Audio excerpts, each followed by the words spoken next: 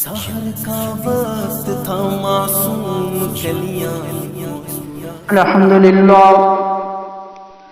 الحمد لله رب العالمين والعاقبة للمتقين والصلاة والسلام على سيد الأنبياء والمرسلين أما بعد فأعوذ بالله من الشيطان الرجيم بسم الله الرحمن الرحيم والذي جاء بالصدق وصدق به أولئك هم المتقون صدق الله العظيم والحمد لله رب العالمين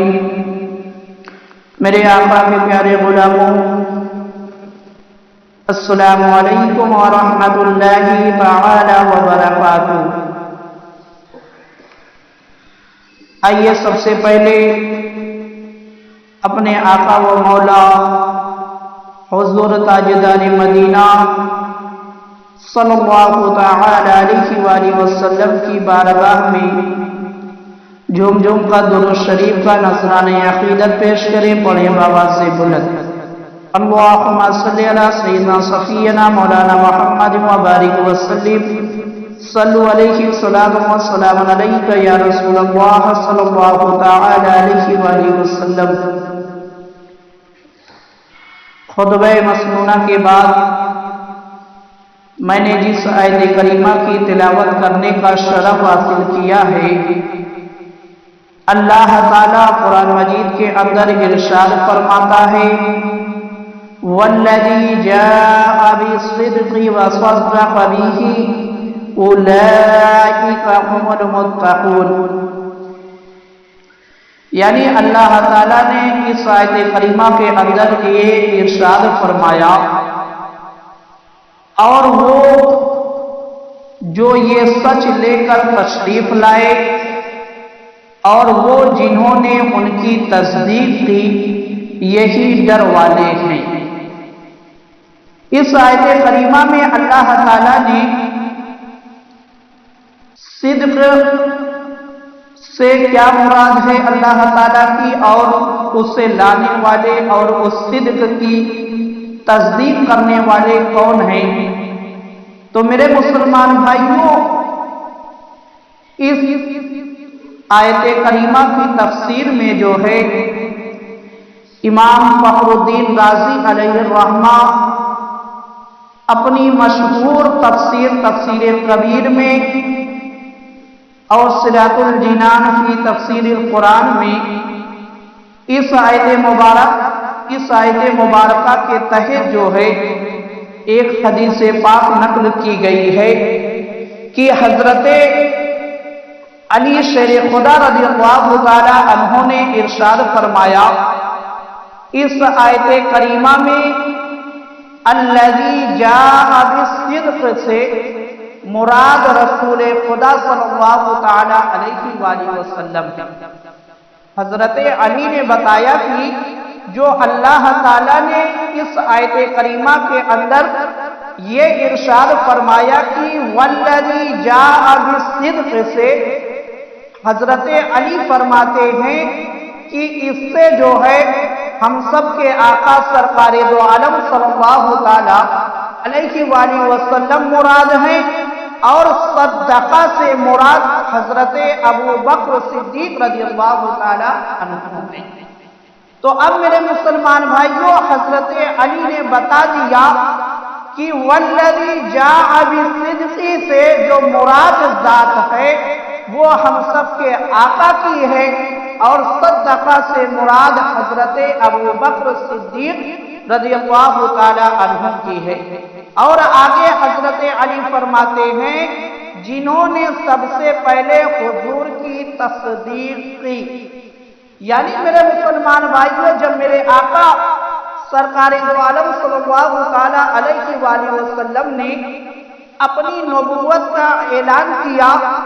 تو حضرت علی فرماتے ہیں کہ سب سے پہلے جو ہے جنہوں نے اسلام کو قبول کیا، میرے آقا کے فرمان پر لبیک کہا،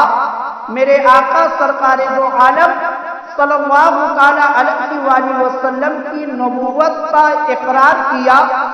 وہ ذات جو ہے حضرت علی فرماتے ہیں کہ حضرت ابو بکر صدیق رضی اللہ تعالی عنہ کی ہے۔ اب دیکھو میرے مسلمان بھائیوں، اس آیت کریمہ کے اندر جو ہے اللہ تعالیٰ نے یہ بھی بتایا کہ اولئک هم المتقون، ان کی تصدیق کی یہی ڈر والے ہیں۔ یعنی اللہ نے بتایا کہ جب رسول اللہ نے اپنی نبوت کا اعلان کیا اور جنہوں نے سب سے پہلے نبی کی نبوت کا لبیک کہا،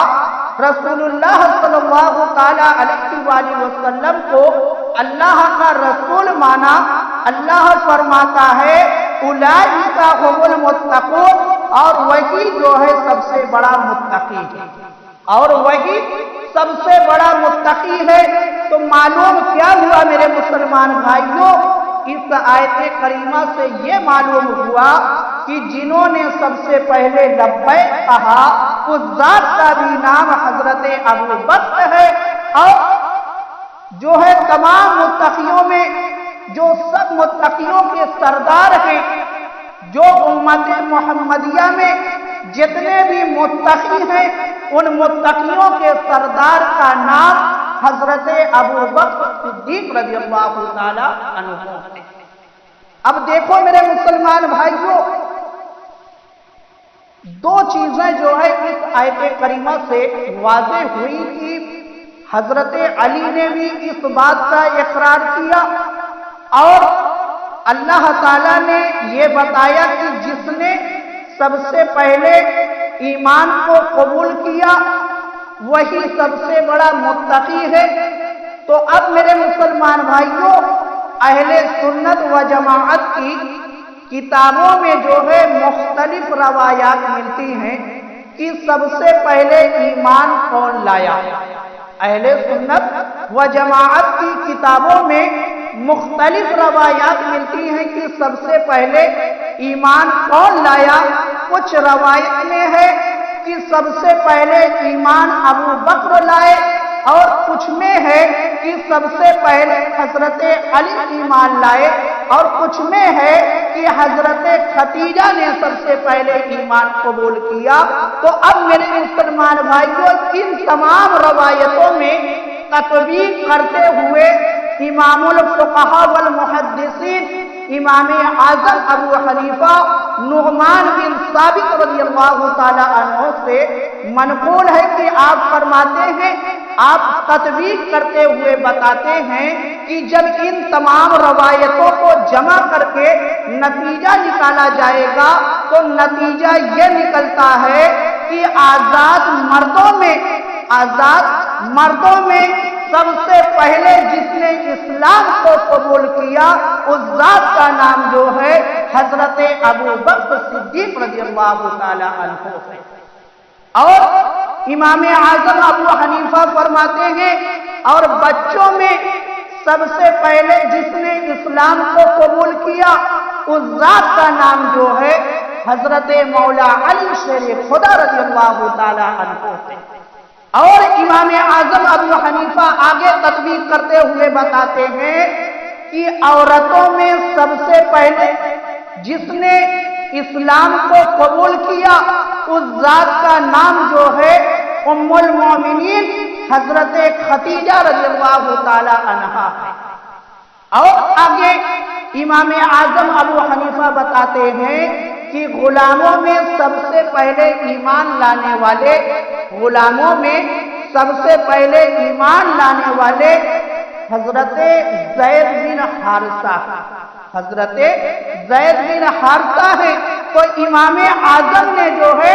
تمام روایتوں میں تطبیق کر کے بتا دیا کہ اگر ایمان سب سے پہلے آزاد مردوں میں کوئی لایا ہے تو وہ حضرت ابو بکر صدیق رضی اللہ تعالی عنہ کی ذات مبارکہ ہے۔ اب دیکھو میرے مسلمان بھائیوں، میر سید عبد الواحد بالگرامی یہ ایسی شخصیت ہے کہ جن کے سید ہونے میں آج تک کسی نے جو ہے انکار نہیں کیا. یعنی آپ آلے نبی ہیں، اولاد علی ہیں. آپ اپنی کتاب کے اندر سبع سنابل شریف کے اندر اس بات کو لکھتے ہیں کہ ایک مرتبہ جو ہے حضور اکرم صلی اللہ تعالی علیہ وآلہ وسلم نے یہ ارشاد فرمایا، اگر ابو بکر کا ایمان ایک پلے میں رکھا جائے، یعنی ترازو لیا جائے اور ترازو کے ایک پلے میں ابو بکر کا ایمان رکھا جائے اور دوسرے پلے میں جو ہے آپ فرماتے ہیں تمام امت محمدیہ کا ایمان رکھ دیا جائے. یعنی ایک طرف حضرت ابو بکر کا ایمان اور دوسرے پلے پر صحابہ کرام کا ایمان، عشرہ مبشرہ کا ایمان، اہل بیت کا ایمان، جنگ محد میں شہید ہونے والے کا ایمان، جنگ بدر میں شریک ہونے والے کا ایمان، غوث کا ایمان، قطب کا ایمان، ابدال کا ایمان، تمام اولیاء اکرام کا ایمان، صدیقین کا ایمان، تمام امت محمدیہ کا ایمان جو ہے ایک طرف رکھ دیا جائے اور ایک طرف جو ہے حضرت ابو بکر صدیق رضی اللہ تعالیٰ عنہ کا ایمان تنہا رکھ دیا جائے، تو میرے آقا فرماتے ہیں کہ ابو بکر کا ایمان جو ہے تمام امت محمدیہ کے ایمان پر غالب آ جائے گا. تمام امت محمدیہ پر ابو بکر کا ایمان جو ہے غالب آ جائے گا. آخر ایمان کے اندر جو ہے یہ نکھار، یہ بلندی ابو بکر کو کیسے ملی؟ معلوم ہے میرے مسلمان بھائیوں، حضرت ابو بکر صدیق رضی اللہ تعالی عنہ روز جو ہے میرے آقا سے پوچھتے کہ یا رسول اللہ ایمان کا کون سا درجہ ہے؟ جب میرے آقا ایک درجہ بتا دیتے کہ اے ابو بکر ایمان کا یہ درجہ ہے، حضرت ابو بکر جو ہے 24 گھنٹے کے اندر جو ہے اس درجے کو حاصل کر لیا کرتے تھے. اس طریقے سے حاصل کرتے کرتے کرتے کرتے ایسے مقام پر پہنچ گئے کہ میرے آقا نے خود یہ اعلان کر دیا کہ ابو بکر کا ایمان جو ہے تمام امت محمدیہ پر غالب. تو میرے مسلمان بھائیوں، حضرت ابو بکر صدیق رضی اللہ تعالی عنہ کا ایمان ایسا ایمان ہے. اس حدیث پاک سے یہ بھی معلوم ہوا کہ اگر کسی کا ایمان جو ہے سب سے وزنی ہے تو وہ ہے ذات حضرت ابو بکر صدیق رضی اللہ تعالی عنہ.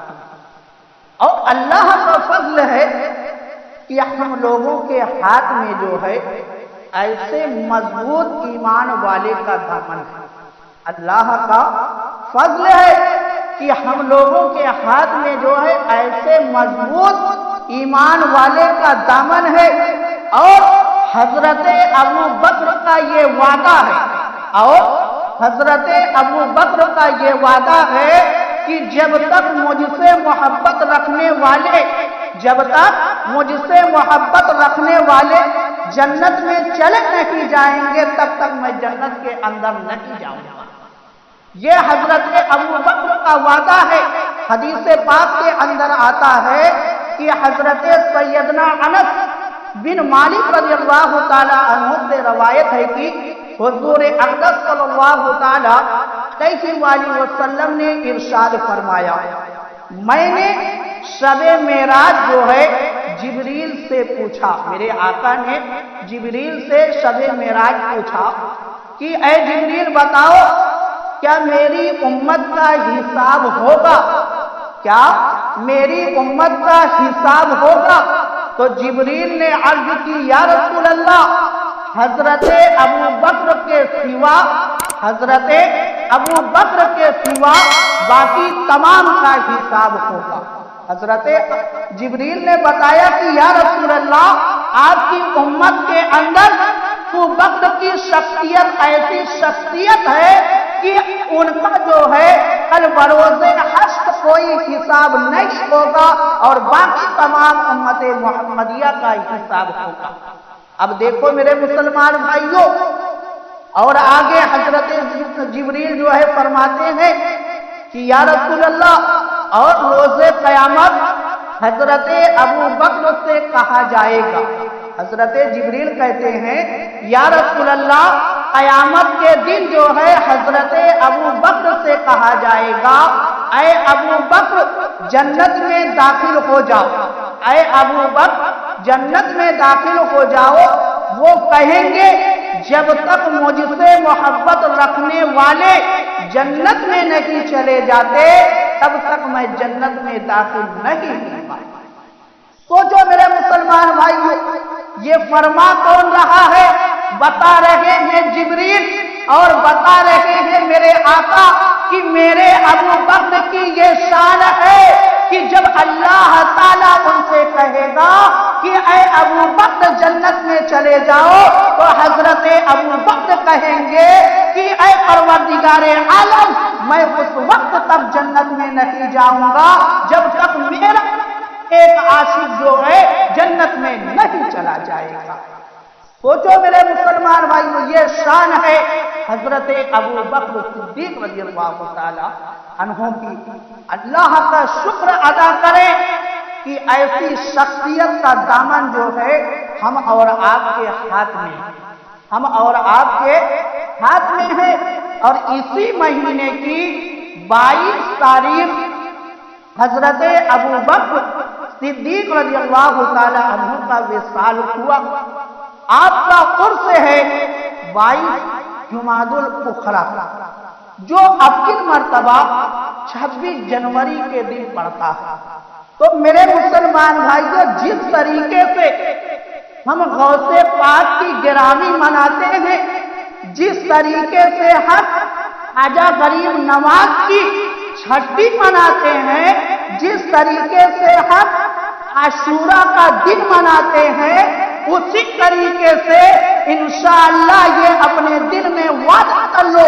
ارادہ کر لو کہ ہم اسی طریقے سے غوث اعظم کے آقا کا بھی عرس منائیں گے، غوث اعظم کے آقا کا بھی عرس منائیں گے، خواجہ غریب نواز کے آقا کا بھی عرس منائیں گے، اور دھوم دھام سے منائیں گے۔ اپنے گھر میں قرآن خوانی کا اہتمام کریں گے، عمدہ کھانا بنائیں گے، غریب و فقیر کو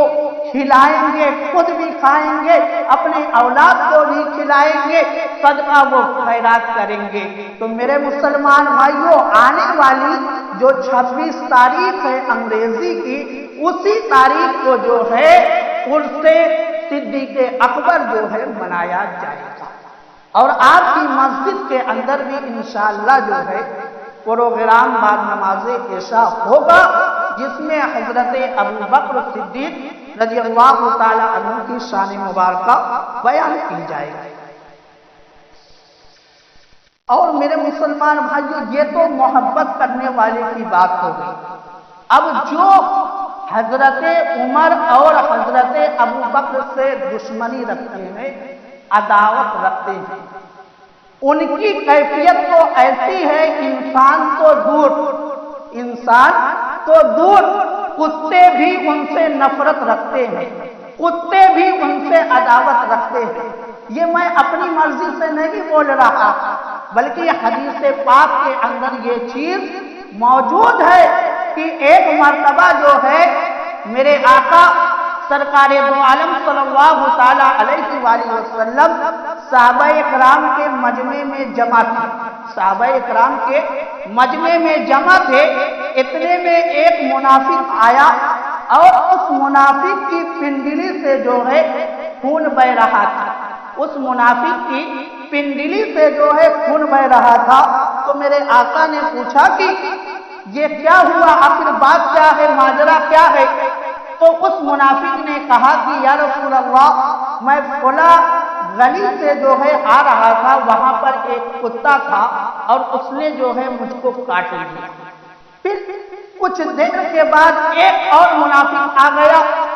اس کی بھی پنڈلی سے جو ہے خون بہ رہا تھا، اس کی بھی پنڈلی سے خون بہ رہا تھا، تو میرے آقا نے پھر پوچھا کہ آخر بات کیا ہے، کیا ہوا، آخر یہ خون کہاں سے بہ رہا ہے، کس وجہ سے بہ رہا ہے؟ تو اس نے بھی کہا کہ یا رسول اللہ، فلاں گلی سے جو ہے میں آ رہا تھا، وہاں پر ایک کتا تھا، اس نے جو ہے میری پنڈلی میں کاٹ لیا۔ اب دیکھو میرے مسلمان بھائیوں، میرے آقا نے فرمایا کہ ایسے کتے کو چل کر دیکھنا چاہیے کہ ہو سکتا ہے وہ پاگل ہو گیا ہو، جس کی وجہ سے لوگوں کو نقصان جو ہے پہنچا رہا ہے۔ تو میرے آقا مسجد نبوی سے نکلتے ہیں صحابہ کرام کو لے کر، اور اس گلی میں اس مقام پر پہنچتے ہیں۔ اب دیکھو اس کتے نے جیسے ہی